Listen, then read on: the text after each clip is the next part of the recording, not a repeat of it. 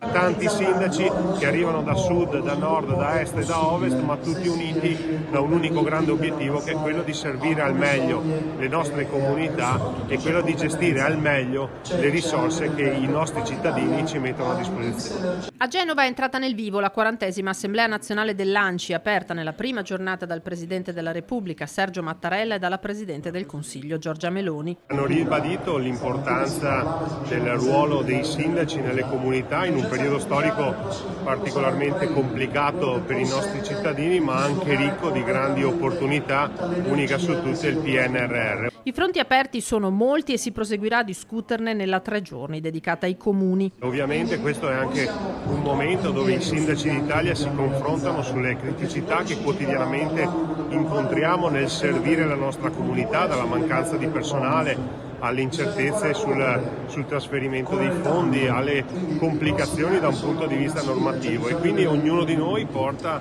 la sua testimonianza, porta delle buone pratiche da poter condividere. Da presidente dell'ANCI Veneto, il sindaco di Treviso Mario Conte ha partecipato al panel incentrato sulle infrastrutture, a cui sono intervenuti enti, aziende e il ministro Matteo Salvini. I sindaci non devono più guardare a cosa hanno ereditato, ma a cosa lasceranno in eredità, ha detto Conte, con un approccio dall'orizzonte ampio. Consente di ragionare da area vasta e non da singolo comune, di uscire dai limiti dei confini comunali e ragionare come un'unica grande comunità. Dobbiamo far rete, dobbiamo condividere, dobbiamo cominciare a ragionare davvero oltre i confini e oltre gli schemi.